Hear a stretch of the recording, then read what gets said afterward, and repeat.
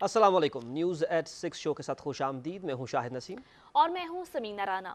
Nasir, programme का बाकायदा आगाज़ करने से पहले हम अपने आज के मौज़ूआत पर बात करेंगे। आज हम जिन टॉपिक्स पर बात करेंगे उसमें सबसे पहले शामिल है विफाकी काबीना का आज इजलास हुआ जिस पर ब्रीफिंग दी गई। कुछ देर पहले विफाकी वज़ीर इत्तलात चौधरी फवाद हुसैन की जानिब से ब्रीफिंग दी गई। आज के काबीना इजलास में कौन से उमूर ज़ेर बहस आए और क्या फैसले हुए, इस पर हम अपने प्रोग्राम में बात करेंगे। बैरून मुल्क से पाकिस्तानी कैदी वतन वापस आए हैं, इस हवाले से काबीना को बताया गया। कोरोना की सूरत हाल को लेकर बात हुई और इसके अलावा EVM इलेक्ट्रॉनिक वोटिंग मशीनों पर ब्रीफिंग दी गई। काबीना इजलास को क्या फैसले हुए और तजावुज़ात का खात्मा कैसे मुमकिन है और मईशत की जो बहाली है और जो मईशत के शोबे में जो तरक्कियाँ और अहदाफ हासिल हो रहे हैं, इस पर भी ब्रीफिंग में बात हुई है। ये भी हम अपने प्रोग्राम में शामिल करेंगे। और इसके बाद जो हमारा दूसरा टॉपिक है वो बड़ा इंपॉर्टेंट है। पोलियो के खात्मे के लिए कैंपेन एक बार फिर से बिल्कुल। शुरू हुई है पूरे पाकिस्तान भर में और वज़ीर आज़म इमरान खान की ज़ेर सदारत एक अहम इजलास भी हुआ है।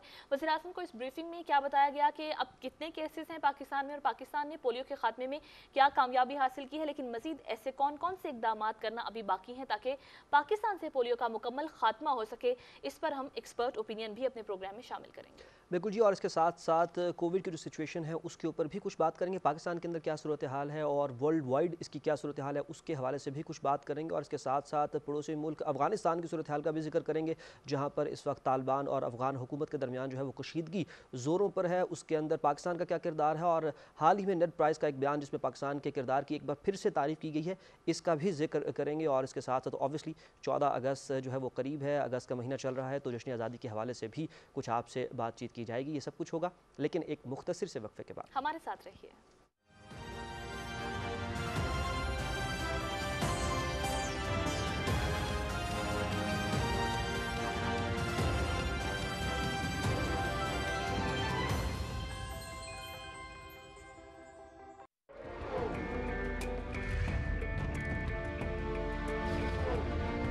ये आपका इख्तियार है कि किसी हुकूमत को ताकत अता करें या बरतरफ कर दें, लेकिन इसके लिए हुजूम का तरीका इस्तेमाल करना हरगिज दुरुस्त नहीं है। आपको अपनी ताकत का इस्तेमाल सीखने के लिए निज़ाम को समझना होगा। अगर आप किसी हुकूमत से मुतमन नहीं हैं, तो आइन आपको मज़कूरा हुकूमत बरतरफ करने का इख्तियार देता है, लिहाजा आइनी तरीके से ही ये अमल अंजाम दिया जाना चाहिए।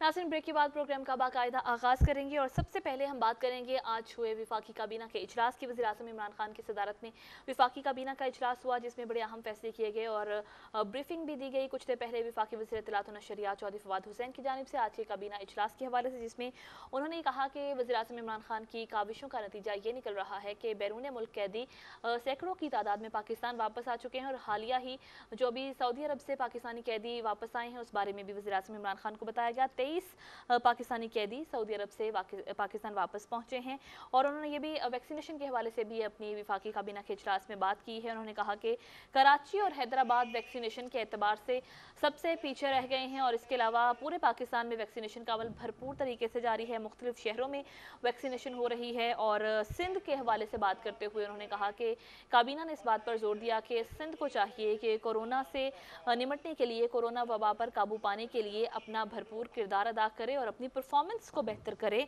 और इसके अलावा साथ साथ उन्होंने ये भी कहा कि विफाकी हुकूमत को इख्तियारात हैं कि सूबाई हुकूमतों को गवर्नेंस के हवाले से बात करे, गवर्नेंस की तरफ सूबाई हुकूमतों की तवज्जो दिलाए।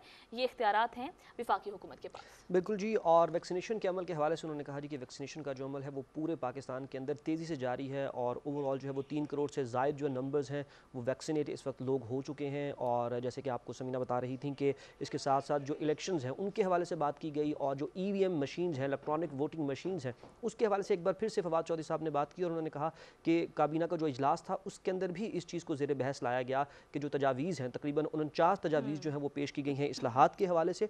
अगर जो अपोजिशन है उसको इन तजावीज़ के साथ वो इख्तलाफ रखती है, वो इत्तफाक नहीं करती, तो अपनी जो राय है वो पेश कर दे, जो अपनी तजावीज़ हैं वो सामने ले आए। सेकेंडली, जो इलेक्शन के हवाले से जो बात उन्होंने की और जो बड़ी इंपॉर्टेंट बात है वो ये कि जो बैरून मुल्क पाकिस्तानी हैं उनको वोट का हक जो है वो देना चाहिए, और हम लोग उनको वोट का हक देना चाहते हैं। अपोजिशन इस हवाले से जो अपनी राय है वो सामने लेकर आए।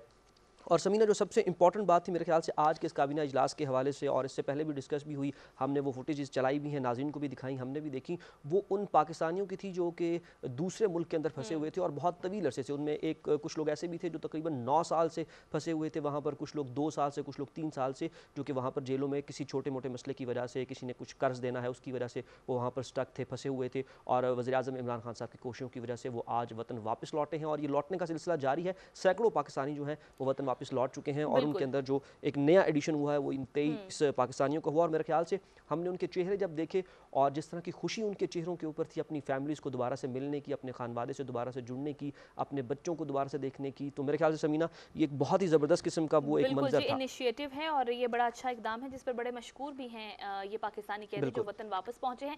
इसके अलावा आज के काबीना इजलास में चेयरमैन CDA की जानिब से तजावुज़ात जो कि मुख्तलिफ सेक्टर्स में हो रही हैं इस बारे में भी ब्रीफिंग दी गई, और वफाकी वज़ीर इत्तलात ने ये बताया कि तजावुज़ात की वजह से ग्रीन एरियाज़ ख़त्म हो रहे हैं, और बहुत सारे सेक्टर्स में ग्रीन एरियाज़ के लिए जो जगह मुख्तस होती है वहीं पर तजावुज़ात कायम कर दी जाती हैं। उसके बिला तफरीक खात्मे का हुक्म दिया है वज़ीर-ए-आज़म इमरान खान की जानिब से कि बिला तफरीक कार्रवाई करके और तजावुज़ात को ख़त्म किया जाए, और इस्लामाबाद की जो ग्रीनरी है, जो ग्रीन एरियाज़ हैं उनको खाली करवाया जाए। और इसके अलावा कुछ और अहम फैसले भी हुए हैं आज की कैबिनेट मीटिंग में। मोहम्मद जब्बार खान को CEO Peshawar electric supply company तैनात कर दिया गया है, और मुल्क में बिजली की हालिया सप्लाई के हवाले से भी काबीना इजलास को ब्रीफ किया गया।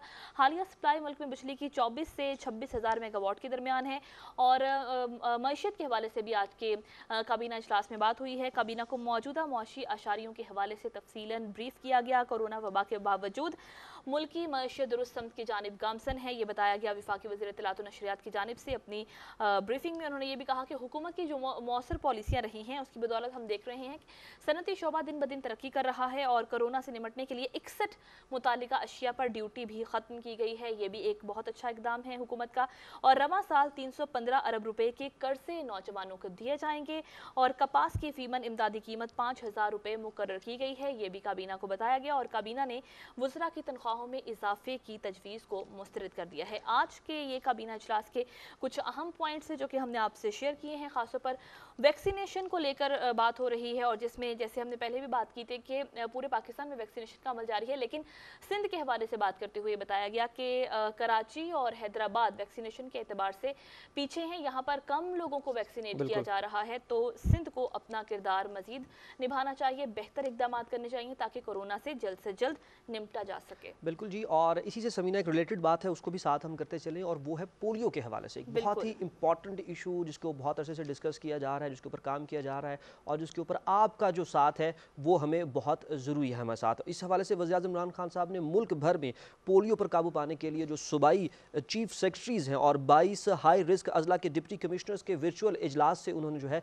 वो खिताब किया, और इस इजलास की जो है वो सदारत उन्होंने की। और पंजाब, सिंध, खैबर पख्तूनख्वा और बलूचिस्तान के इन अजला में लाहौर, रावलपिंडी, फैसलाबाद, कराची डिवीज़न के तमाम अजला, और कंबर, खैबर, बन्नू, पेशावर, लकी मरवत, जनूबी वज़ीरिस्तान, कोयटा, पशीन, किला अब्दुल्ला, जोब, मस्तोंग और इस्लामाबाद शामिल हैं। और आपको मालूम है कि जो पोलियो है पूरी दुनिया से ये पोलियो ख़त्म हो चुका है। बदकिस्मती से पाकिस्तान में अभी भी इसके कुछ असरात मौजूद हैं, लेकिन जो एक अच्छी बात है वो ये है कि पिछले 6 माह से किसी किस्म का कोई केस हमारे सामने अभी तक नहीं आया। तो ये एक बहुत ही पॉजिटिव चीज़ है, इसको हमने कैरी करना है, आगे लेकर चलना है। और जब जब पोलियो की जो है वो मुहिम हुकूमत की जानिब से चलाई जाए तो आप मेक श्योर करें कि 5 साल और इससे कम उम्र के जो बच्चे हैं उनको पोलियो के कतरे ज़रूर आपने मेक श्योर करना है कि उनको आपने पोलियो के कतरे ज़रूर पिलाने हैं।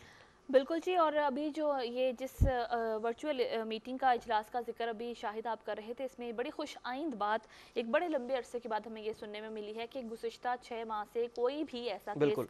रिपोर्ट नहीं हुआ और वज़ीर-ए-आज़म इमरान खान की जानिब से ये इस बात को काबिल इत्मीनान भी करार दिया गया है। लेकिन साथ ही साथ उन्होंने ये भी कहा है तमाम सूबाई चीफ सेक्रेटरीज़ को और उन 22 हाई रिस्क अजला के डिप्टी कमिश्नर्स को कि अब हमारे पास ये बेहतरीन और नादिर मौका है कि हम पोलियो का खात्मा कर सकते हैं पूरे पाकिस्तान से। जिस तरह से दुनिया से ख़त्म हो गया पोलियो, वैसे ही पाकिस्तान से भी ख़त्म हो सकता है। तो इसके लिए अगले 6 से 12 माह बहुत ज़्यादा बिल्कुल, बहुत इम्पॉर्टेंट है। इंपॉर्टेंट और है। 2021 में ये बात भी देखने में आई है कि सिर्फ 14% माहौलियाती नमूने मुस्बत पाए गए हैं। गुज़श्ता साल ये नमूने 56% थे। तो हम देख सकते हैं कि इस पर कामयाबियाँ हासिल करते जा रहे हैं हम। और वो वक्त दूर नहीं कि जब पाकिस्तान से भी पोलियो का मुकम्मल तौर पर खात्मा हो जाएगा। नाज़रीन, आपको याद होगा कि 1988 में पूरी दुनिया से पोलियो के खात्मे का एक प्रोग्राम शुरू किया गया था, जिसके बाद सिर्फ ये पोलियो के कतरे पिलाने की जो मुहिम्स चलती रही हैं, कैंपेन्स चलती रही हैं, इसको फॉलो करके ही, इस पर अमल करके ही भरपूर तरीके से पूरी दुनिया से 99% केसेस ख़त्म हो गए हैं। अब पाकिस्तान से भी हमें इस मरज को ख़त्म करना बिल्कुल है। समीना, और जैसा आप बता रही थी कि अगले जो 6 से 12 माह हैं ये बहुत इंपॉर्टेंट है, क्योंकि पिछले 6 माह से किसी किस्म का कोई जो पोलियो का केस है वो रिपोर्ट नहीं हुआ, और जो अगले इसी हवाले से जो 6 से 12 माह हैं ये बहुत इंपॉर्टेंट है। और वज़ीर-ए-आज़म इमरान खान साहब ने भी इसी के ऊपर जो है वो फोकस किया और तवज्जो दी। उन्होंने कहा कि जो अगले 6 से 12 माह हैं उस दौरान हमें बहुत ज़्यादा एहतियात करनी है और मेक श्योर करना है कि हर बच्चा जो है वो पोलियो के जो 2 बिल्कुल। कतरे हैं वो ज़रूर उसको पिए। अच्छा, इसी हवाले से हम कोशिश भी करेंगे, हम किसी एक्सपर्ट से बात करें और उनसे इस हवाले से जानने की कोशिश करें। हमारे साथ लाइन पर इस वक्त मौजूद हैं डॉक्टर शहजाद शहजाद बेग आसिफ। साहब इस वक्त बिल्कुल। हमें ज्वाइन कर चुके हैं, नेशनल कोऑर्डिनेटर हैं।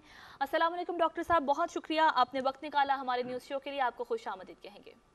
जी वालेकुम अस्सलाम, आपका बहुत शुक्रिया। Thank you so much doctor साहब। डॉक्टर साहब, आप नेशनल कोऑर्डिनेटर भी हैं। सबसे पहले तो ये बता दीजिएगा कि अभी ये जो कैंपेन चल रही है पूरे पाकिस्तान में पोलियो वैक्सीनेशन की, इसमें क्या हदफ मुकर्रर किया गया है और कितने अभी आप समझते हैं कि इस मुहिम में कितना हदफ हम हासिल करने में कामयाब हो जाएंगे? जी, इस मुहिम जो कि हम 68 डिस्ट्रिक्ट्स में कर रहे हैं पूरे पाकिस्तान के, उसके लिए तकरीबन 23.5 मिलियन बच्चों का हदफ मुकर्रर किया गया है। और उसके लिए हमारे तकरीबन 1,80,000 वर्कर जो हैं वो 2 तारीख से घर घर जा रहे हैं बच्चों को कतरे पिलाने के लिए। अच्छा डॉक्टर साहब, ये बताइएगा कि पूरी दुनिया से हमने देखा कि ये मर्ज़ ख़त्म हो गया, लेकिन बदकिस्मती से पाकिस्तान में जो है ये मर्ज़ अभी भी बाकी है। गो कि पिछले 6 महीनों के अंदर कोई केस सामने नहीं आया। क्या वजूहात है जिनकी वजह से हम इस पर अब तक काबू पाने में कामयाब नहीं हो सके हैं, और क्या हमें जो फर्दर ऐसे हमें मेजर्स लेने हैं जिनकी वजह से हम इसके ऊपर मुकम्मल तौर पर इसको पाकिस्तान से ख़त्म कर सकें? जी बिल्कुल, आप ये देखें, जब हमने पोलियो की कैंपेन शुरू की 1994 में, जब हमने पाकिस्तान में पोलियो के केस रिकॉर्ड करना शुरू किए, तो उस वक्त 1994 में पाकिस्तान में 2,635 पोलियो केसेस रिकॉर्ड हुए थे एक साल में। और इस दफ़ा इस साल सिर्फ एक पोलियो का केस रिकॉर्ड हुआ है, और पिछले 6 महीने से, जैसा कि आपने कहा, कि कोई पोलियो केस नहीं रिकॉर्ड हुआ। तो हमने प्रोग्रेस तो की है माशाल्लाह, अब हम इस मुकाम पे पहुंच गए हैं। और इसकी वजह यह है कि अगर हम अभी तक पाकिस्तान से पोलियो ख़त्म नहीं किया, तो उसकी मेन वजह तो यही है कि देखें, हमने हर बच्चे को जो 5 साल से कम है वो उसको कतरे पिलाने हैं। जब कुछ बच्चे रह जाते हैं तो उन बच्चों में पोलियो का वायरस बढ़ जाता है, और जब कैंपेन ख़त्म होती है तो वहाँ से वो ना पिलाए जाए, कतरे ना पिलाए जाने वाले बच्चों से वो वायरस जो है वो दूसरे बच्चों में दोबारा चला जाता है। और यही हमारी बदकिस्मती है कि कुछ नेगेटिव प्रोपेगेंडा, कुछ वैक्सीन की सेफ्टी के बारे में गलत राय आमा हमवार करने की वजह से कुछ लोग ऐसे हैं जो हमारे अपने बच्चों को कतरे नहीं पिलाते, और जिसकी वजह से हमारा प्रोग्राम कामयाब नहीं हो रहा। और अगर हमने पाकिस्तान से पोलियो को ख़त्म करना है, तो अगर तो हम उन्हीं बच्चों को जिनको हम हर दफ़ा कतरे पिलाते जा रहे हैं, उन्हीं को बार बार कतरे पिलाते रहेंगे, और जो बच्चों को हम कतरे पिलाने में कामयाब नहीं हो सके, उनको इस दफ़ा भी और अगले राउंड में भी कतरे नहीं पिला सकेंगे, तो हम कामयाबी से हमकिनार नहीं होंगे। बहुत ज़रूरी है कि वो बच्चे वो जो हम कतरे नहीं पिला सके, वालिदैन हमारे साथ तावन करें ताकि हम उन बच्चों को कतरे पिला सकें। ठीक। अच्छा डॉक्टर साहब, ये भी बताइएगा कि जो हाई रिस्क अजला हैं जिनकी जानिब वज़ीर-ए-आज़म इमरान खान की जानिब से भी आज तवज्जो दिलाई गई है कि वहाँ पर ज़्यादा काम करने की ज़रूरत है, ये बताइएगा कि वहाँ पर कैंपेन्स को कैसे हम ज़्यादा मौसर बना सकते हैं, आप कैसे मौसर बना सकते हैं, हुकूमती इक़दामात क्या होने चाहिए कि अभी ये जो अचीवमेंट हमने हासिल की है कि जो केसेस मस्बत रिपोर्ट हुए हैं वो 1 पर आ गए हैं, ये 1 से बढ़े ना, ये बल्कि 1 से भी कम हो जाएँ, ये बिल्कुल ख़त्म हो जाएँ, तो क्या स्ट्रेटजी होनी चाहिए आप समझते हैं? जी, कल प्राइम मिनिस्टर साहब ने 22 डिस्ट्रिक्ट्स के जो डिप्टी कमिश्नर्स थे उनके साथ मुलाकात की और हमारी तरफ से, प्राइम मिनिस्टर की तरफ से एक ही पैगाम था कि अगर पोलियो को हमने ख़त्म करना है तो यही 22 डिप्टी कमिश्नर्स हैं जो कि अपने अपने डिस्ट्रिक्ट्स में इस प्रोग्राम को लीड कर रहे हैं। और प्राइम मिनिस्टर साहब ने कहा कि they need to have a killer instinct, जो लास्ट माइल होता है, जो लास्ट ओवर होते हैं, उसमें सबसे ज्यादा मेहनत की जरूरत होती है। मैराथन में आखिरी 100 मीटर सबसे मुश्किल होते हैं, लिहाजा ये जो डिप्टी कमिश्नर साहिबान हैं ये मेक श्योर करें कि अपने अपने डिस्ट्रिक्ट में कोई भी बच्चा जो ना कतरे पिलाने से रह जाता है उसको फाइन करें और उनको कतरे पिलाएं। उन्होंने ये भी कहा कि अगर इसके लिए जो भी सिक्योरिटी, जो भी किसी किस्म की कोई डिमांड या उनको ज़रूरत है, टेक्निकल, ह्यूमन रिसोर्सेज, किसी भी किस्म की, तो गवर्नमेंट और पोलियो पार्टनर्स हर किस्म की उनको वो सहूलत और चीज़ फराहम करने के लिए तैयार है। और उन्होंने ये भी कहा कि हर डिस्ट्रिक्ट का डिप्टी कमिश्नर जो है वो अपने डिस्ट्रिक्ट के मुताबिक एक स्पेशल प्लान बनाए कि मेरे डिस्ट्रिक्ट में पोलियो ख़त्म करने के लिए मुझे ABC फॉलोइंग थिंग्स करने की ज़रूरत है। और हम नेशनल EOC से हमने उनको यकीन दिलाया है कि हम उनसे हर मुमकिन तावन करेंगे और जो चीज़ भी वो डिमांड करेंगे वो हम उनको प्रोवाइड करेंगे। अच्छा डॉक्टर साहब, आपने जिस तरह से पहले जिक्र किया कि एक मनफी प्रोपागेंडा किया जाता है और लोगों के दिलों में कुछ खौफ पैदा हो जाते हैं, कुछ शुकूक व शुबहात जो हैं वो उनके दिलों में पैदा हो जाते हैं, यही चीज़ हम देखते हैं कि दूसरी जगहों पर भी होती है। कोविड की सिचुएशन में भी वैक्सीन के हवाले से लोगों के दिलों में इस तरह के शक और शुबहात पैदा किए गए, और इसके अलावा जो बच्चों के जो जब वो पैदा होते हैं तो जो हिफाजती टीके लगने होते हैं उस हवाले से भी। तो ओवरऑल किस तरह से इसको टैकल किया जाएगा, क्या कोई स्ट्रैटेजी बनाई गई है या बनानी जानी चाहिए? तो क्या इस हवाले से कुछ स्ट्रैटेजी है हमारे पास? जी, इसके लिए दो तीन बहुत ज़रूरी चीज़ें हैं और जिसमें मीडिया का रोल जो है वो इंतहाई इम्पोर्टेंट है।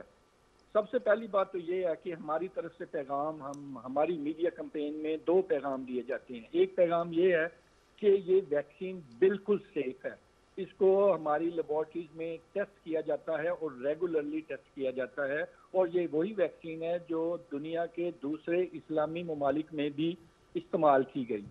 दूसरी चीज़ जो आपके थ्रू और आपका मीडिया इसमें बड़ा कलीदी किरदार अदा कर सकता है, वो ये पैगाम है कि जब बच्चों के वालिदैन ये कहते हैं कि हमने अपने बच्चों को कतरे नहीं पिलाने हैं, तो ये फैसला उनको उसके कॉन्सिक्वेंसेस और इसकी इम्पोर्टेंस का एहसास नहीं है कि इस फैसले की वजह से उनके बच्चे पे क्या क्या असरात हो सकते हैं, किस किस्म की उसको बीमारी हो सकती है और वो सारी ज़िंदगी के लिए अपाहज हो सकता है।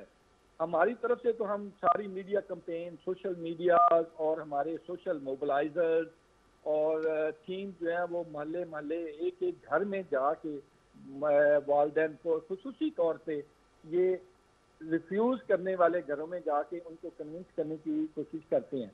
लेकिन मेरे ख्याल में अगर मीडिया में आम आदमी, आप एंकर हजरात और दूसरे लोग इस पैगाम को पहुंचाने की कोशिश करें तो वो ज़्यादा उसका इफेक्ट होगा, क्योंकि एक उनमें ये भी समझा जाता है कि पोलियो वाले जब ये कह रहे हैं कि वैक्सीन सेफ है तो उनका तो काम है, उनको तो इस चीज़ के पैसे मिलते हैं, लिहाजा वो हमारा मैसेज का वो असर नहीं होता जो हमारे दूसरे ओपिनियन मेकर्स जो टीवी पर आते हैं, अगर वो भी अपने प्रोग्राम्स में अपनी ओपिनियन और इस चीज़ का इजहार करें। बिल्कुल सही, बहुत शुक्रिया। डॉक्टर शहजाद आसिफ बेग हमारे साथ लाइन पर मौजूद थे और इस हवाले से हमें अपडेट कर रहे थे, और बहुत इंपॉर्टेंट बात उन्होंने कही है कि हर बंदे का ये फ़र्ज़ बनता है कि वो इस पैगाम को आगे भेजे, और एक अंडरस्टूड सी बात है कि बीमारियों से डरना चाहिए, उनकी वैक्सीन से नहीं डरना चाहिए। तो हम लोगों को ये समझने की ज़रूरत है कि हमें आगे बढ़ने के लिए, अगर ये बहुत इंपॉर्टेंट है कि आप अपने बच्चों का मुस्तकबिल जो है वो सेव करें। पोलियो के 2 कतरे हैं, आपने अपने बच्चों को ज़रूर और हर सूरत में आपने मेक श्योर करना है कि आपके बच्चा जो है, अगर वो 5 साल या इससे कम उम्र का है, तो वो पोलियो के कतरे ज़रूर पिए। बिल्कुल जी, और यही पोलियो के जो 2 कतरे हैं वो आपके बच्चे को माजूरी से, उम्र भर की माजूरी से बचा सकते हैं। तो ये मुस्तकबिल का फैसला आपने करना है कि आपने अपने बच्चे को एक बेहतर मुस्तकबिल देना है या एक माजूर मुस्तकबिल देना है। तो लिहाजा कॉपरेट कीजिए, ताउन कीजिए उन तमाम वर्कर्स के साथ जो कि आपके दरवाजे पर आते हैं। ये 1,90,000 के करीब जो पोलियो वर्कर्स मैदान में हैं इस वक्त, वो आप ही के बच्चों की हिफाजत के लिए हैं। इनको मोबिलाइज करने में, इनको ट्रेन करने में बहुत वक्त दरकार होता है और बहुत मेहनत लगती है। तो इस मेहनत को आप वालिदैन जो इस वक्त देख रहे हैं वो कामयाब बना सकते हैं बच्चों को पोलियो के कतरे पे लाकर। यहाँ पर एक ब्रेक लेंगे नाज़रीन, ब्रेक के बाद वापस आएंगे, कुछ मजीद मौज़ूआत हम अपने प्रोग्राम का हिस्सा बनाएंगे, हमारे साथ रहिए।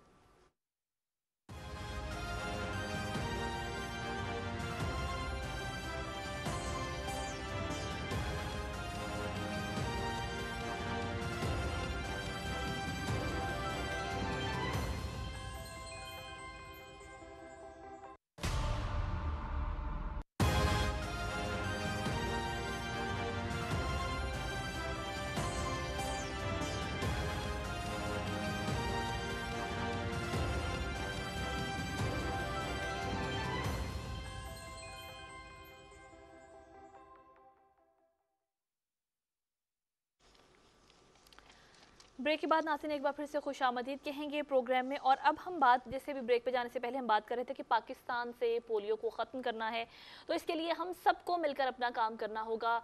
जैसे अब हम भी अपना फ़र्ज़ निभा रहे हैं कि हम ये पैगाम आप तक पहुँचा रहे हैं पाकिस्तान टेलीविज़न न्यूज़ के तवस्सुत से, और आपका ताउन ये है कि अगर आप ये देख रहे हैं, इस पैगाम को सुन रहे हैं, तो प्लीज़ अपने बच्चों को पोलियो के कतरे ज़रूर पिलाइए। एक और पैगाम भी अभी हमने आपको देना है कि कोरोना वैक्सीन से भी आपने अपने आप को और अपने प्यारों को बचाना है, जिसका अभी सामना पूरी दुनिया को है और पाकिस्तान को भी है। इस वक्त पाकिस्तान में जो सूरत हाल चल रही है कोरोना केसेस के हवाले से, चौथी लहर का सामना है पाकिस्तान को, और पूरे मुल्क में जो मस्बत केसेस की शरह है वो 7.19 तक पहुंच गई है और इसको कदरे कम रिपोर्ट किया गया है। गुज़श्ता 24 घंटों के जो आदाद-ओ-शुमार NCOC की जानिब से बताए गए हैं उसके मुताबिक एक दिन में मज़ीद 3,582 नए केसेस रिपोर्ट हुए हैं, जबकि मज़ीद 67 अफराद जान की बासी हार गए हैं और जाँ बहक होने वालों की मजमूई तादाद जो है वो 23,529 हो गई है। और गुज़श्ता रोज़ 49,000 के लगभग तकरीबन टेस्ट किए गए थे कोरोना वायरस के मरीज़ों के। और इस वक्त जो सूरत हाल है वो ये है कि SOPs पर अमल दरामद करना जब हमने छोड़ा तो देखा कि हमने पाकिस्तान में भी इंडियन वेरिएंट जो है डेल्टा, जिसने पूरी दुनिया में तबाही मचा रखी है, उसके केसेस पाकिस्तान में भी आना शुरू हो गए और ज़्यादा केसेस जो हैं वो सिंध में सामने आए थे शाहिद। उसके बाद हमने देखा कि फौरी तौर पर इक़दाम किए गए और नए कुछ कवानीन नाफिज किए गए, जिसका गुज़श्ता रोज़ अनाउंस भी किया वफाकी वज़ीर असद उमर की जानिब से। जो नरमियाँ की गई थी कोरोना पाबंदियों में, जो नरमियाँ थी उनको एक बार फिर से वापस किया गया है। कुछ जो औकात थे मार्केट्स के उसको कम किया गया है, इंडोर डाइनिंग की इजाज़त ख़त्म की गई है और इसी तरह से जो जहाँ पर मास्क नहीं पहना जा रहा था, जहाँ पर SOPs पर अमल नहीं हो रहा था, गैदरिंग्स हो रही थी, फंक्शंस हो रहे थे, उसके खिलाफ भी अब दोबारा से इंतजामिया इन एक्शन नजर आएगी। बिल्कुल जी, और जिस तरह से हम लोग बात कर रहे थे कि पोलियो की आपने वैक्सीन ज़रूर इस्तेमाल करनी है और उसको अपने बच्चों को मेक श्योर करना है, उसको पिलवाना है, तो इसी तरह से कोरोना की वैक्सीन को भी आपने मेक श्योर करना है कि आप ज़रूर अपने आप को वैक्सीनेट करवाएं। अच्छा, ये कॉमन सी बात है कि आप जो बीमारी होती है उससे आप डरा करते हैं और आप खुद को वैक्सीनेट करवाते होते हैं। अफवाहों पर बिल्कुल कान मत धरें, दुनिया की बेशतर आबादी जो है वो वैक्सीनेट खुद को करवा रही है। आप अगर यूरोप की मिसाल ले लें, आप अगर बरतानिया की मिसाल ले लें, आप अमेरिका की मिसाल ले लें, बहुत तेज़ी से लोग खुद को वैक्सीनेट करवा रहे हैं। पाकिस्तान में 3 करोड़ से ज़ायद लोग खुद को वैक्सीनेट करवा चुके हैं, तो अभी तक किसी को कुछ भी नहीं हुआ। इसका मतलब है कि ये बिल्कुल सेफ़ है। ज़रूर खुद को वैक्सीनेट करवाएं और जैसे जैसे हम अपने आप को वैक्सीनेट करवाते जाएंगे तो जो कोरोना के केसेस हैं इनकी तादाद कम होती जाएगी। तो ये बड़ा इंपॉर्टेंट है कि आप खुद को वैक्सीनेट करवाएं। अच्छा, वैक्सीनेशन के बाद के हवाले से अगर आपको किसी की कोई कन्फ्यूजन्स हैं, कोई आप चीज़ जानना चाहते हैं, तो डॉक्टर से रुजू करें।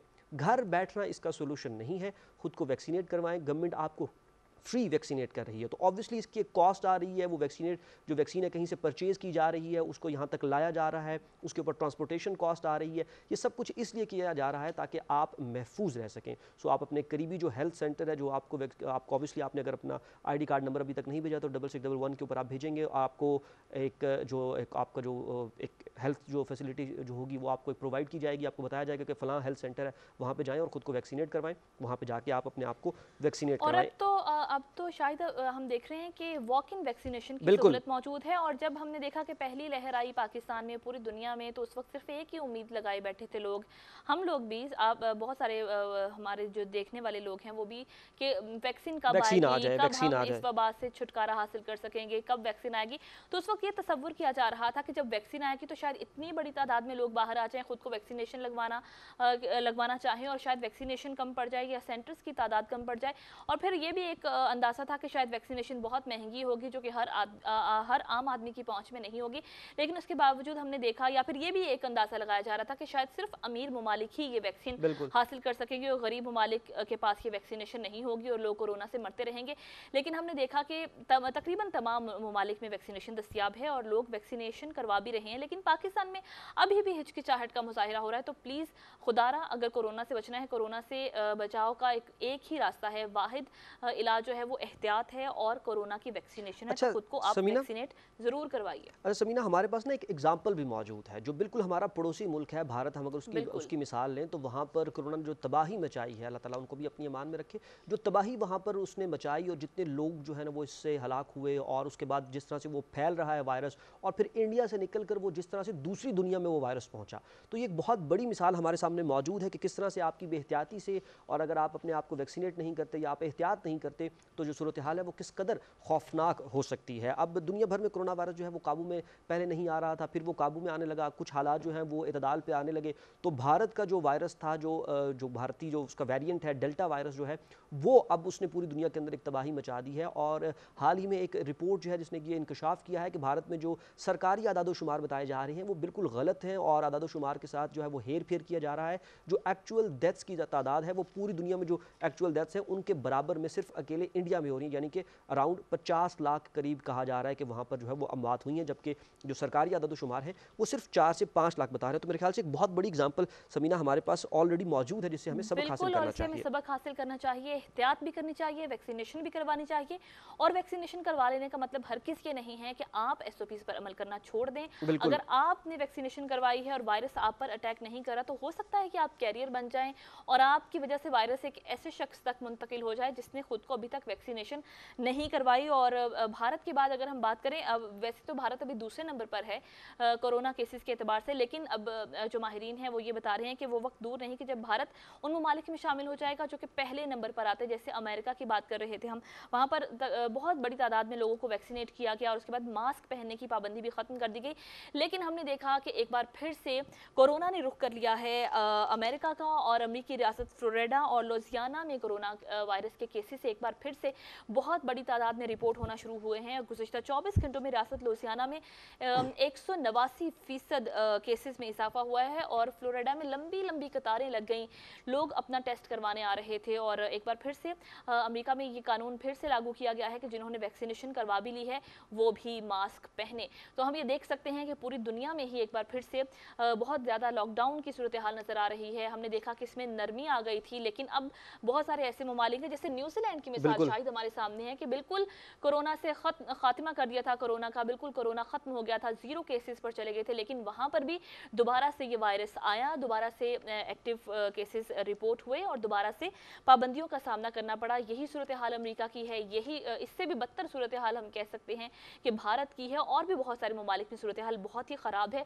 कि दोबारा से सख्त पाबंदियों का सामना करना पड़ रहा है। लेकिन उसके बरक्स हम देख रहे हैं कि अगर दुनिया से कंपैरिजन करें पाकिस्तान का तो अल्हम्दुलिल्लाह सूरत हाल उतनी बिगड़ी नहीं है। लेकिन अगर हमने एहतियात नहीं की, बेएहतियाती की, तो सूरत हाल उतनी बिगड़ भी सकती है। जैसे अभी शाहिद आप भी बात कर रहे थे कि भारत हमारे पड़ोसी मुल्क है, उसकी मिसाल हमारे सामने है, जो तबाही कोरोना ने फैलाई, जो वीडियोस हमने देखी थी तो हौलनाक और दिल दहला देने वाली वीडियोस थी। तो अगर उस सारी सूरत हाल से बचना है तो हमें फिर समाजी फासले का भी ख्याल रखना है, समाजी फासले को बरकरार रखना है, अपने हाथों को धोना है और मास्क पहनना है और वैक्सीनेशन ज़रूर करवानी है। तो यही वो तमाम दर चीज़ें हैं जो कि निहायत आसान हैं और आपके अपने हाथ में है। अब तो इतना टाइम हो गया कि ये हमारी रूटीन का हिस्सा बन चुकी हैं, तो इस पर हमें अमल करना चाहिए। बिल्कुल जी। और अब आगे चलते हैं जी और कुछ बात करते हैं, क्योंकि अगस्त का महीना है। हमने आपको पहले भी कहा था कि अगस्त का महीना और कैसे हो सकता है जी कि हम 14 अगस्त के हवाले से कुछ बात ना करें जी। एक प्रोमो है, पहले वो प्रोमो देखिए, उसके बाद आपसे बात करते हैं।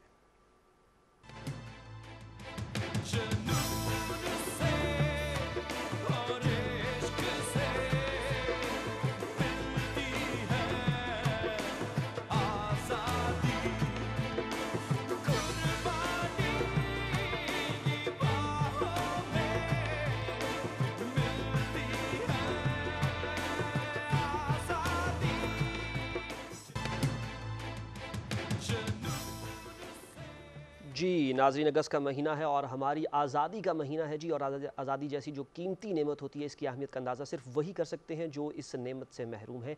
और ये नेमत हमारे असलाफ़ की बेपनाह जद्दोजहद और क़ुरबानियों के बाद हमें नसीब हुई है। इसकी हिफाजत और अपने वतन पाकिस्तान की तरक्की हम सब का फ़र्ज़ है। और नाज़रीन, इस दौर में हमें मुआशी चैलेंज के साथ साथ एक और बहुत बड़े चैलेंज का सामना है और वो है माहौलियाती आलूदगी।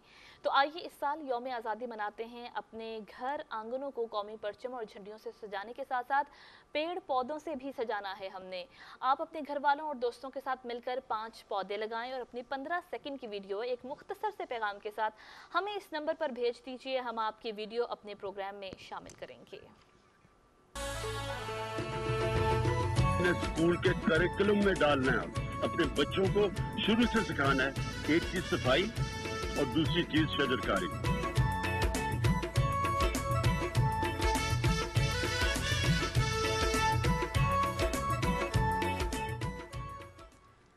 जी, आप देख रहे थे कि जो पौधे लगाने का जो मिशन है जी, ये जारी और सारी है। और हमें कुछ वीडियोस मौसूल हुई हैं, लेकिन यूं तो पाकिस्तान सारा ही खूबसूरत है, लेकिन जो वीडियोस हम आपसे मांग रहे हैं वो वीडियोस हैं पौधे लगाने की। तो इस बार हम लोग हर बार अपने वतन को सजाते हैं, लाइटिंग करते हैं, झंडियाँ लगाते हैं, लेकिन इस बार आपने कुछ प्रोडक्टिव करना है, ऐसा जो आपकी आने वाली नस्लों के लिए जो है वो एक सबक भी हो और उनके लिए सूदमंद भी हो। तो आपने क्या करना है, आपने पौधे लगाने हैं और उन पौधों की जो है वीडियो बनानी है। 5 पौधे अपने आंगन में कहीं भी लगाने हैं और उनकी वीडियो बना के हमें भेजनी है। नंबर हम आपको अभी बताएंगे बिल्कुल अपना। जी। अब प्रोड्यूसर साहब से रिक्वेस्ट करते हैं बिल्कुल कि जी। वो नंबर हमारी स्क्रीन पर आप दिखा दीजिए। इस वक्त हमारे नाज़रीन देख भी रहे हैं। नाज़रीन, ये नंबर आपकी स्क्रीन पर आ रहा है 033547777658।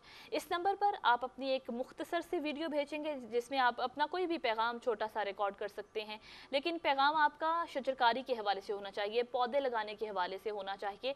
तो इस नंबर पर आप अपने वीडियोस भेजिए, तो वो वीडियो हम आपकी इस प्रोग्राम में नशर करेंगे और इससे ये होगा कि एक तो माहौल को फ़ायदा होगा और दूसरा, जैसे अभी शाहिद भी बात कर रहे थे कि कुछ प्रोडक्टिव होना चाहिए। बिल्कुल। तो इसका बेहतरीन हल ये है, और वज़ीर-ए-आज़म इमरान खान का भी ये पैगाम है, मानसून का मौसम है, शजरकारी का मौसम है, तो आप ज़्यादा से ज़्यादा पौधे लगाएं ताकि आप अपने वतन की खिदमत कर सकें। और ये वीडियो आप इस दिए गए नंबर पर ज़रूर भेजिए। बिल्कुल जी। और वीडियो सिर्फ उसी सूरत में शामिल होगी जब उसके अंदर 5 पौधे लग रहे होंगे, तो ये आपने याद रखना है जी। आगे बढ़ते हैं जी। और जैसे कि हमने प्रोग्राम के आगाज़ में बात की थी, कुछ पड़ोसी मुल्क अफगानिस्तान की सूरत हाल का भी जायज़ा लेंगे जी, जहाँ पर हालात कुछ हमें ठीक नज़र नहीं आ रहे, हालात कशीदा होते जा रहे हैं। और वहाँ पर जो अफ़गान हुकूमत है और उसके साथ साथ जो तालिबान है, उनके दरमियान जो कशीदगी है वो बढ़ती ही चली जा रही है। और इस हवाले से एक बड़ी ही जो इंपॉर्टेंट बात हमारे सामने आज आई वो ये थी, जो अमरीकी महकमा खारजा के हैं नेड प्राइस, उन्होंने पाकिस्तान का जो किरदार है उसको बहुत ज़्यादा सराहा है। इस हवाले से बड़ी ही एक इंपॉर्टेंट बात है जी कि पाकिस्तान के किरदार को एक बार फिर से सराहा है।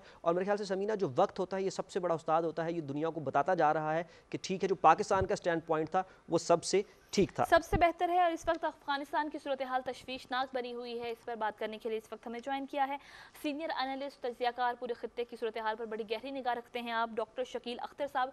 अस्सलाम वालेकुम डॉक्टर साहब, बहुत शुक्रिया आपने वक्त निकाला। डॉक्टर साहब, अफगानिस्तान की सूरत हाल ये है कि तालिबान की पेशकदमी जारी है, 3 सूबाई दारुल-हुकूमतों का मुहासरा कर रखा है और लश्करगाह एक इम्पॉर्टेंट सूबाई दारुल-हुकूमत है। अगर इस पर भी कब्जा कर लेते हैं तो ये पहली बाकायदा जो है वो सूबाई दारुल-हुकूमत होगी जिस पर तालिबान काबिज हो जाएंगे। अगर तालिबान की पेशकदमी ऐसे ही जारी रही तो 30 अगस्त के बाद सूरत हाल आप क्या देख रहे हैं? जी वालेकुम सलाम और बहुत शुक्रिया। देखें, ये तो बड़ा वादे नजर आ रहा है कि तालिबान जो है बड़ी तेजी से पेशकदमी कर रहे हैं और बहरहाल जो अफगान फोर्सेस हैं वो भी उसको रेजिस्ट कर रही हैं। हालात जो है वो तशवीशनाक होते जा रहे हैं। क्लियरली लग रहा है कि मामला जो है वो सिविल वॉर की तरफ जा रहे हैं। पाकिस्तान का रोल इसके अंदर बड़ा कंस्ट्रक्टिव रहा है, उसकी तारीफ इंटरनेशनल कम्युनिटी भी कर रही है। लेकिन बहरहाल जो अफगान गवर्नमेंट है उसकी तरफ से जो पाकिस्तान की जो पाकिस्तान की सर्विसेज हैं इस हवाले से उनको वो ड्यू रिकग्निशन नहीं मिल रही है, जिसपे जाहिर मायूसी का इजहार भी किया जाता है। लेकिन बहरहाल ये जो समझने की जरूरत है कि इस वक्त जो तशवीशकुन हालात हैं इसके अंदर एक तो जो अफगान हैं उनके अपने ऊपर क्या असर पड़ेंगे, ये इम्पोर्टेंट इसकी डायमेंशन है। फिर खित्ते के ऊपर इसके क्या असर पड़ेंगे, और फिर international community as a whole और अमेरिका जिन्होंने 20 साल यहाँ पे गुजारे और यहाँ पे अपना इतना ज्यादा पैसा भी लगाया और वॉर मशीन जो है उसको भी एक एक्सरसाइज किया, और जो ऑब्जेक्टिव वो लेके आए थे क्या वो अचीव कर सके या नहीं कर सके। तो ये सारे बड़े बड़े सवाल हैं जो उठते हैं। और बहरहाल जो इसमें सबसे ज्यादा जो सबसे ज्यादा अफेक्ट होंगे वो अफगान होंगे, और उसके साथ साथ जो खित्ते के ममालिक हैं वो उसके साथ अफेक्ट होंगे। और पाकिस्तान जो है उसके लिए खास तौर पे बहुत इम्पोर्टेंट है, बिकॉज अफगानिस्तान के अंदर अमन जो है या अफगानिस्तान के अंदर जो हालात खराब होते हैं उसका सबसे ज्यादा असर जो है वो पाकिस्तान के ऊपर पड़ता है। तो पाकिस्तान के अंदर बजा तौर पर तशवीश देखी जा रही है। अच्छा डॉक्टर साहब, पाकिस्तान ने बारहा कोशिश भी की इस हवाले से और स्टिल जो है वो कोशिश कर रहा है कि किसी तरह से कोई तस्फिया तलब हो जाए, सूरत हाल हो जाए और इनके मुज़ाकरात जो हैं वो कामयाब हो जाएं, कोई पीसफुल रेजोल्यूशन इनके सामने आ जाए। लेकिन पाकिस्तान की जो ये सारी काविशें हैं इनको उस तरह से सराहा नहीं गया। जो अफगान हुकूमत हमने देखी कि उसकी भी जो हमदर्दियाँ थी वो कहीं और रहीं, अमेरिका के साथ रहीं, कभी और रहीं। कल एक सदर अशरफ गनी साहब का एक बयान आया और उस बयान के अंदर उन्होंने काफ़ी नाराज़गी का इजहार किया अमेरिका के साथ और कहा कि अब हमें एक जंग के अंदर झोंक कर अमेरिका जो है वो यहाँ से निकल रहा है। तो क्या हम कुछ उम्मीद करें कि आने वाले दिनों के अंदर, क्योंकि नेट प्राइस का भी अभी हालिया एक बयान जो है जिसके अंदर उन्होंने पाकिस्तान की काविशों की काफ़ी तारीफ की है एक बार फिर से, तो क्या हम उम्मीद कर सकते हैं कि आने वाले दिनों में एक तो पाकिस्तान की जो कोशिशें हैं इनको रिकग्नाइज़ किया जाएगा जिसके अंदर बहुत सी चीज़ें शामिल हैं, और उसके अंदर जो हमने एक बहुत तवील बाड़ भी लगाई और उसके बाद फिर इनके मुज़ाकरात पे इनको टेबल पर भी लेकर आए, बहुत सी हमने कोशिशें की, तो क्या एटलीस्ट इन काविशों को रिकग्नाइज प्रॉपरली किया जाएगा या नहीं? देखिए जी, बात ये है कि जो पाकिस्तान का जो स्टैंड है वक्त के साथ साथ जो है वो ऑटोमेटिकली सही साबित हुआ है। अब कोई उसको रिकग्नाइज करता है या नहीं करता है वो जाहिर है वो रियासतों के और हुकूमतों के अपने वेस्टेड इंटरेस्ट होते हैं, और उसकी वजह से वो जाहिर है अगर बाज़-औक़ात वो चीज़ें बड़ी रोज़े रोशन की तरह अयां भी हो तब भी उसको अवॉइड किया जाता है, उसको नहीं एक्सेप्ट किया जाता। तो यही मामला कुछ अशरफ गनी की हुकूमत के साथ भी है कि it is very clear. Pakistan बड़े वाज़ेह तौर पे कह चुका है, अगले रोज भी फॉरेन मिनिस्टर ने कहा कि अफगानिस्तान के अंदर हमारे कोई फेवरेट्स नहीं है और हम चाहते हैं कि ये अफगान ओन्ड एक पीस प्रोसेस हो, हम उसको सपोर्ट करेंगे। और बजा तौर पे क्योंकि अफगानिस्तान के अंदर अमन का होना जो है वो पाकिस्तान के लिए भी बहुत ज़रूरी है। तो भारत ये है कि जो पाकिस्तान की काविशें हैं उनको दुनिया भर में रिकग्नाइज किया जा रहा है और अमेरिका खुद इसको रिकग्नाइज कर रहा है। बाकी जहाँ तक बात है अशरफ गनी साहब के इस बयान की कि अमेरिका जो है वो अफगानिस्तान को एक जंग के अंदर झोंक के जा रहा है, तो भाई 20 साल का अर्सा कोई कम तो नहीं होता कि वो कब तक चाहते थे कि अमेरिका यहाँ पे, आखिर तो अमेरिका को जाना था।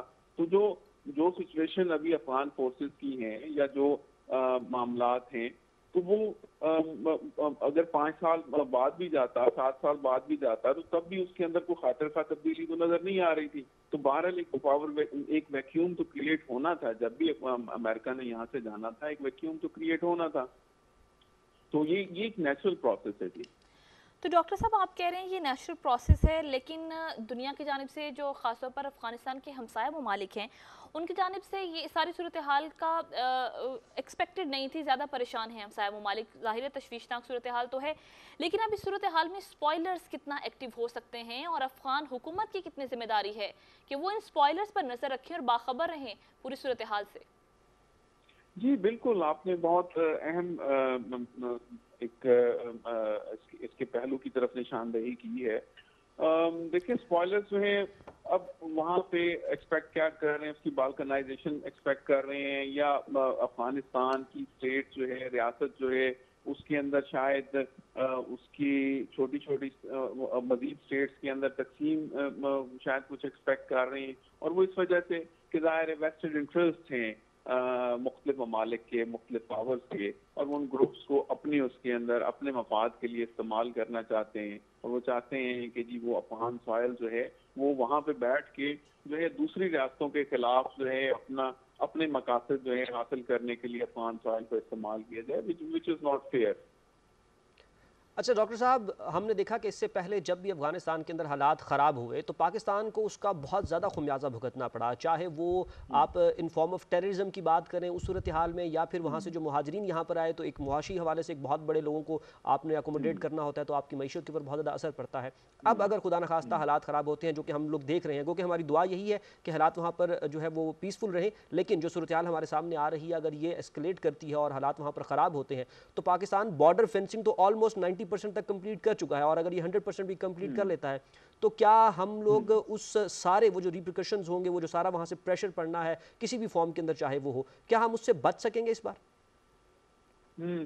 देखिए ये बिल्कुल पाकिस्तान के तमाम नेबरिंग कंट्रीज के ऊपर प्रेशर आता है जी, लेकिन पाकिस्तान के ऊपर प्रेशर ज्यादा आता है। वो इस वजह से भी कि माजी के अंदर हमने जो है वो बड़ी तादाद के अंदर अफगान महाजरीन को यहाँ पे वेलकम किया, और जिस नैरेटिव के ऊपर हमने वेलकम किया वो नैरेटिव जो है उसकी बाज़गश्त तो अभी भी सुनाई देती है। तो वो ये जो है इस तरह की किसी सूरत हाल के अंदर भारत पाकिस्तान के ऊपर एक प्रेशर तो बिल्ड होता है कि वो किसी हद तक उन महाजरीन को अकोमोडेट करें। और आपने बिल्कुल ठीक कहा कि महाजरीन के इन्फ्लक्स के साथ जो है और बहुत सारे मसाइल जो हैं वो होते हैं, जिसमें अभी खास तौर पे आजकल कोरोना की वबा के दिनों के अंदर इस तरह से बड़ी तादाद के अंदर महाजरीन का पाकिस्तान के अंदर या किसी भी नेबरिंग कंट्रीज के अंदर जाना जो है वो खुद उनके लिए भी रिस्की हो सकता है, और फिर जिस कंट्री के अंदर वो लोग जा रहे हैं उसके लिए भी रिस्की हो सकता है। उसके अलावा और बहुत सारे मामलात हैं लॉ एंड ऑर्डर के हवाले से, जिसपे ज़ाहिर पाकिस्तान को भी और दीगर जो हमसाया ममालिक हैं उनको भी तशवीश होती है। बहुत शुक्रिया डॉक्टर शकील अख्तर साहब, माहिर बैन अल-अक़वामी अमूर। आपने अपनी कीमती राय से और अफ़गानिस्तान की सूरत हाल के हवाले से अपना तज्ज़िया पेश किया, और उनकी जानिब से ये कहा गया कि दोनों फ़रीक़ैन की ख़ास तौर पर यह जिम्मेदारी बनती है अफ़गान तालिबान और अफ़गान हुकूमत की कि वो मिल बैठें और इस मसले का हल निकालें, क्योंकि अगर ये सूरत हाल ऐसी ही चलती रही तो इसका एक खाना जंगी किसी सूरत हाल इख्तियार कर सकती है। अफ़गानिस्तान के अंदर ये सूरत हाल जिसका हमसाया ममालिक को तो नुकसान है ही, हमसाया ममालिक तो किसी न किसी सूरत में अपना बचाव करने के लिए कोई ना कोई हिकमत अमली तो तैयार करेंगे, लेकिन सबसे बड़ा मसला है कि अफ़गानिस्तान के अवाम जो वहाँ पर बसते हैं, जो वहाँ पर मौजूद हैं, वो इस सूरत हाल में बहुत ज़्यादा मुश्किलात का शिकार हैं। और लेकिन अगेन जैसे पाकिस्तान के किरदार के हवाले से भी हम बात कर रहे थे कि अमेरिका की जानिब से तो पाकिस्तान के किरदार की तारीफ़ की गई है एक बार फिर से, लेकिन अब वक्त आ गया है कि अफ़गान हुकूमत भी इस तरह के जो बयानात सामने आते हैं जिसमें शिकवे या शिकायत की जाती हैं पाकिस्तान से, अब उनको ख़त्म किया जाए और इस चीज़ को सराहा जाए कि पाकिस्तान ने हमेशा अफ़गानिस्तान के मुस्तहकम होने की बात की है, पाकिस्तान ने हमेशा अफ़गानिस्तान में अमन की बात की है, और पाकिस्तान ने हमेशा ये बात की है, पाकिस्तान का ये मौक़िफ़ हमेशा से रहा जिसको दुनिया भी अब मान रही है कि अफ़गानिस्तान का मसला अफ़गानों ने खुद हल करना है। बिल्कुल, और समीना मेरे ख्याल से जो अमेरिका ने भी तारीफ़ की है ये मजबूर होकर, क्योंकि अब उनको पाकिस्तान के अलावा कोई और दूसरा खित्ते के अंदर मुल्क नज़र नहीं आ रहा कि जो इन दोनों फरीकों को टेबल पर ला सके और इनसे टेबल पर ला कर इनके जो अमन मुज़ाकरात हैं वो अगर करवा सके। तो एक तो ये बहुत मजबूरी में उन्होंने माना, और मेरे ख्याल से सूनर और लेटर अफगानिस्तान को भी ये चीज़ रियलाइज़ हो जाएगी कि अगर उनके हक़ में कोई सही आदमी या कोई सही जो अगर कोई जो एक पार्टी है जो बात कर रही है, या वो एक जैसे आप ये कहें कि नेक नियति से कर रही है, तो वो पाकिस्तानी है। क्योंकि आपको मालूम है पाकिस्तान से जो सरहद है अफगानिस्तान की वो 2000 से ज़ायद किलोमीटर लंबी है, और वहाँ पर हमने बाढ़ लगाई, तो ये कोई आसान काम नहीं है। अगर हमने इन्फिल्ट्रेट करना होता या अगर हमने वहाँ पर किसी किस्म की कोई इंटरवीन करना होता उनके मामलात को, तो हमें वो बाढ़ बनाने की ज़रूरत नहीं थी। तो 2000 से ज़ायद तकरीबन 2200 किलोमीटर से ज़ायद तवील जो है वो वहाँ पर हमने बाढ़ लगाई, और एक बहुत एक्सपेंसिव और एक इसे कहते हैं कि टाइम टेकिंग एक प्रोसीजर था जिसके हम गुजरे। तो ये एक बहुत ही लंबा प्रोसीजर था जिससे हम गुजरे। फिर इसके बाद जो दूसरे हमारे मामलात हैं जिनके अंदर पाकिस्तान ने उनको असिस्ट किया, हम उनके जो मुहाजिरीन हैं वो यहाँ पर हैं, और करीबन आप उसको एक जो मोहतात अंदाज़ा है वो तकरीबन 30 लाख मुहाजिरीन का है। और जैसे अभी डॉक्टर शकील साहब भी कह रहे थे कि अगर और मुहाजिरीन खुदा न खास्ता वहाँ से यहाँ पर आते हैं तो जो अमंग अदर प्रॉब्लम जो मईशत पे बोझ पड़ेगा, और उसके साथ उनके अंदर जो टेरर फाइनेंसिंग या टेरर के हवाले से जो लोग उसके अंदर से यहाँ पर आ जाएंगे, उसके साथ साथ जो एक और बहुत बड़ा मसला होगा वो आप कोविड सिचुएशन की वजह से होगा कि उनको सब लोगों को जो है ना वो वैक्सीनेट करना या उनकी कोरोना की टेस्टिंग करना एक बहुत ज़्यादा तवील सूरत हाल होगी। बहरहाल जी आगे बढ़ते हैं और अब कुछ जो बात करेंगे हम लोग वो खेलों के हवाले से बात बिल्कुल करते जी, हैं। खेल के मैदान से भी कुछ बात कर लेते हैं, कुछ खबर शामिल कर लेते हैं। पाकिस्तान और वेस्ट इंडीज़ के दरमियान चौथा और आखिरी T20 मैच आज गयाना में खेला जाएगा। ये मैच रात 8 बजे शुरू होगा और PTV स्पोर्ट्स पर बराह रास्त दिखाया जाएगा।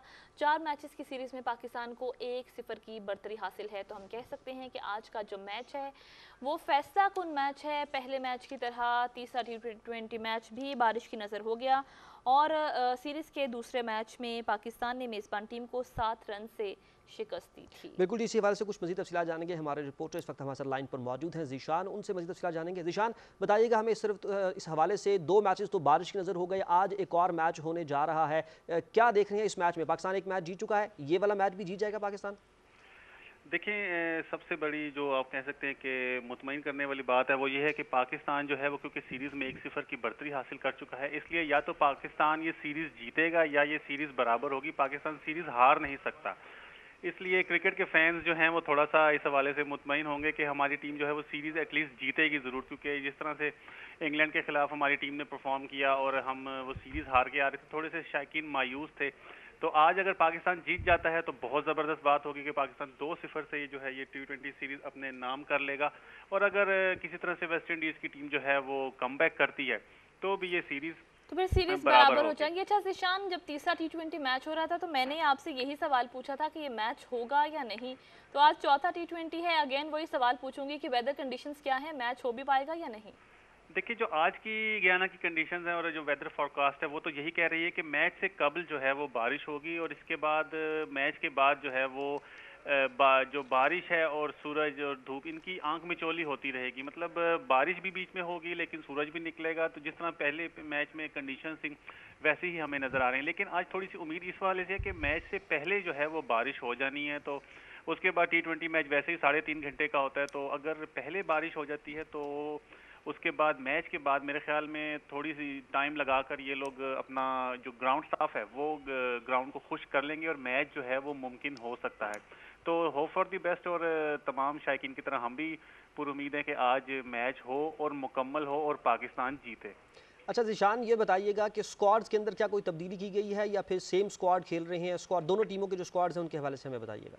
देखिए, अभी तक हमारी जो टीम है उसको उस तरह से मौका नहीं मिला कि जिस तरह से हमारे जो टीम मैनेजमेंट है वो जो कॉम्बिनेशन है उसको आजमाना चाह रही थी। हमने ज़्यादातर जो है वो मिडिल ऑर्डर बैट्समैन अपने इस स्क्वाड में नहीं रखे और सारे हार्ड हिटर ही रखे हैं, यानी कि एक अगर आउट होता है तो दूसरा हार्ड हिटर आ जाता है। अगर कैप्टन जो हैं देखें, बाबर आजम है, मोहम्मद रिजवान है, शर्जील खान है, फ़खर जमान, मोहम्मद हफीज़, शोएब मकसूद, शादाब खान, आज़म खान वो भी फिट हो चुके हैं, जो कि दूसरे और तीसरे मैच में शिरकत नहीं कर सके थे और अब उनको मेडिकल टीम ने जो है वो फिट करार दिया है।